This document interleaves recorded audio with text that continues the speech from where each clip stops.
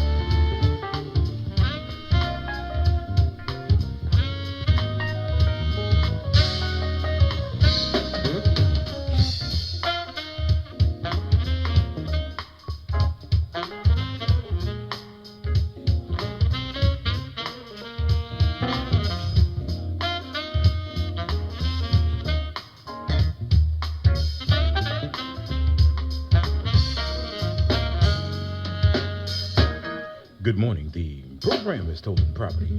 I'm the Spirit Man, Brother Donald. I'll be with you into the bottom of the hour as we move to put power into 1 hour as we move to rock your radio and to rock your mind as we move down to your roots to shake you and awake you that maybe that you can be one of those raising up the deaf, dumb, and blind and the ignorant to themselves and to their kind here in Baltimore City, Pet Cemetery 2, the city of the living dead, of the deaf, the dumb, the blind, and the ignorant to themselves and their kind. So we thank you for being here this morning with us to this program. It's Stolen Property. You're sitting on, standing, leaning on, playing on stolen property that was stolen from the red man, the red woman, and the red child. So we're going to slowly bring down this music so that we can have a conversation, so that we can have a discussion, so that we can talk about some things that people do not wish to talk about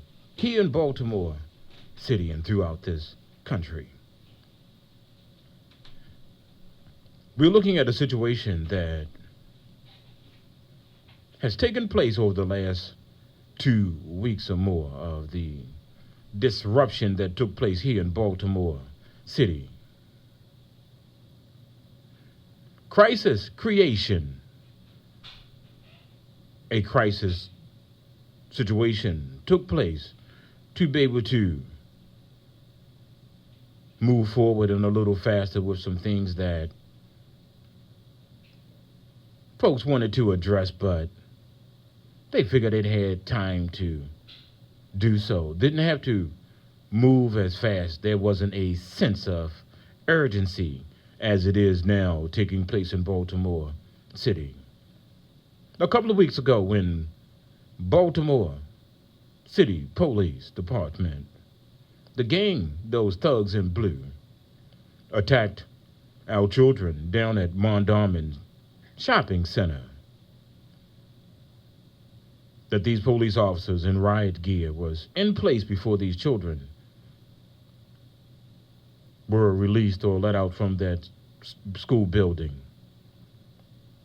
The transit system was cut off to give them access to be able to go home or go to wherever they chose to go to.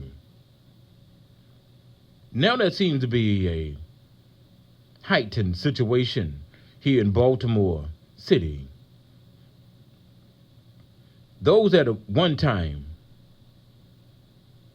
did not wish to be seen, those at one time preferred to stay behind the curtains and behind the scenes are out in front now.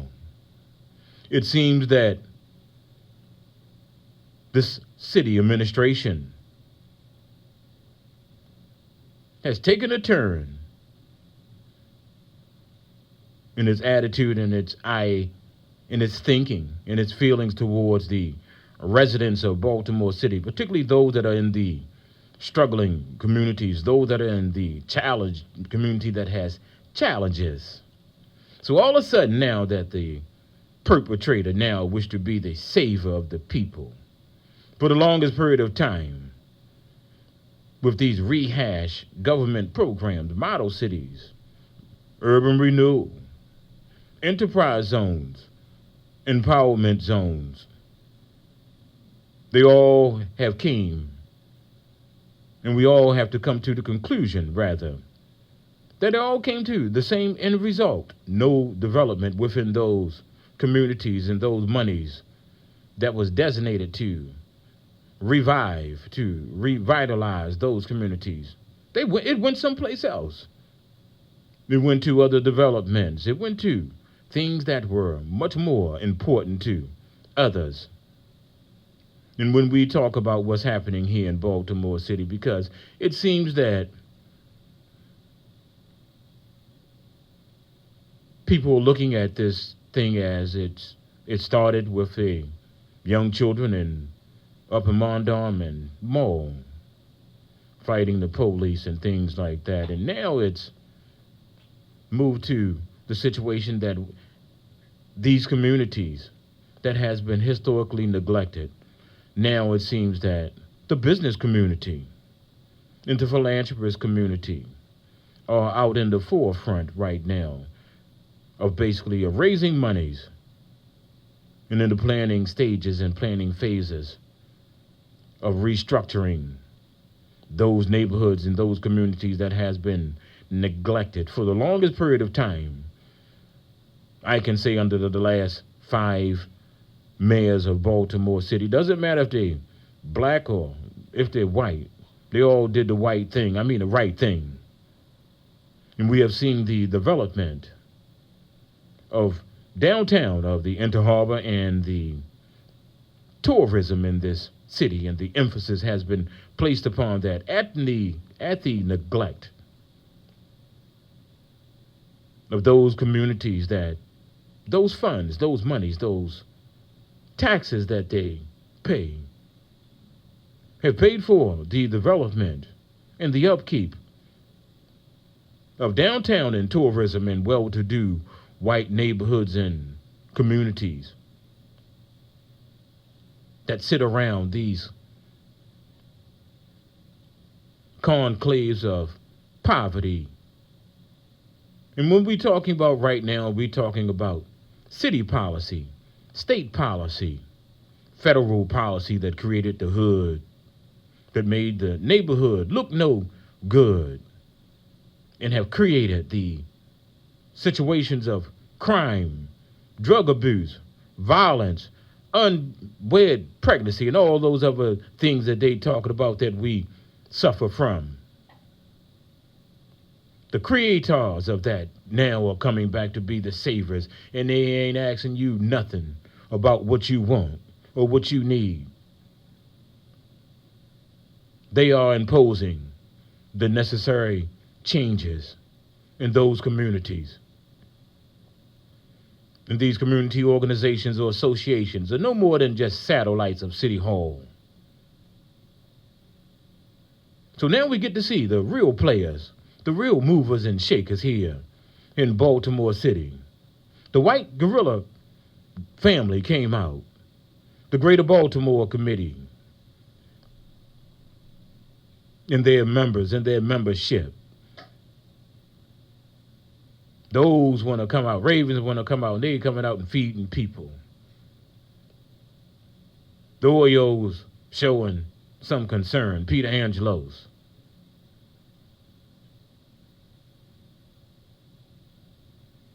And all these other entities showing some concern in communities that basically they have fed off of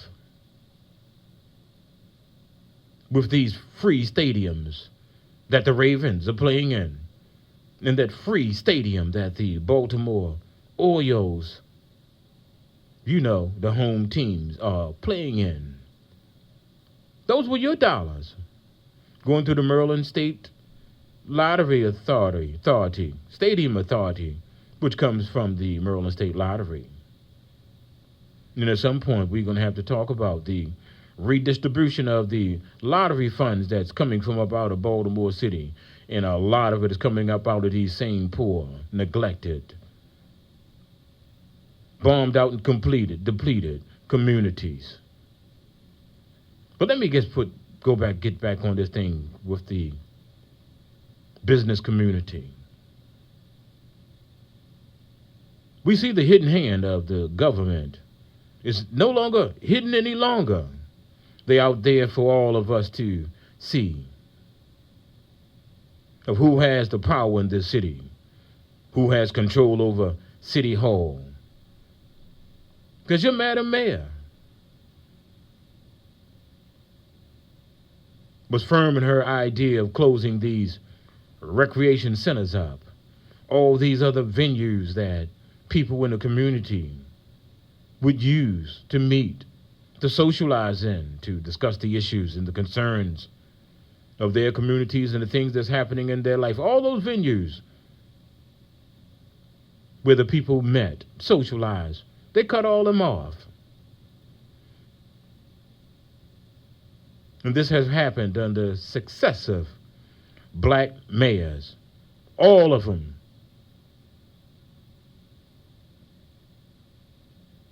have stepped or sat next to John Padarakis and kissed that ring and have given them all the things that they wanted in the business community in Baltimore City, have benefited off the backs of the poor black communities that now they want to help, because it seems to be that Baltimore City has a problem, and it seems that the problem is poor people. Because before this uprising of those beautiful black little children, our African children, that have gotten more for black people in Baltimore City in the last 2 weeks than you Negroes have gotten in 40 years, 50 years of voting. With all your voting you have done, you're getting no attention and no mention. But when your children got out there in the streets, when they were boxed in and had no other choice but to defend themselves from an occupying army that's been shooting black men, black women, black children down across the streets all over this city under the color of law and with protection of the political administration, with the protection of the religious so-called leadership, the servers of Caesar, because Caesar is their God.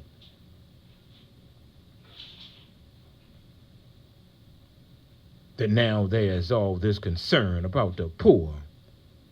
But when you were trying to do all the things that was necessary to remove the poor from out of Baltimore City, it doesn't matter if it was a moving to opportunities program for black folks to move in the suburbs, because Baltimore City houses the bulk of the poor here in the state of Maryland. It's housed right here in Baltimore City, and they see poor black people as a drain. And this attitude that these European people that lives in Baltimore City, that primarily those who don't reside in the city, but those who come into the city and benefit from those things that was paid for by these poor black struggling communities. You got an arrogance, and you got an attitude that somehow this city belongs to you.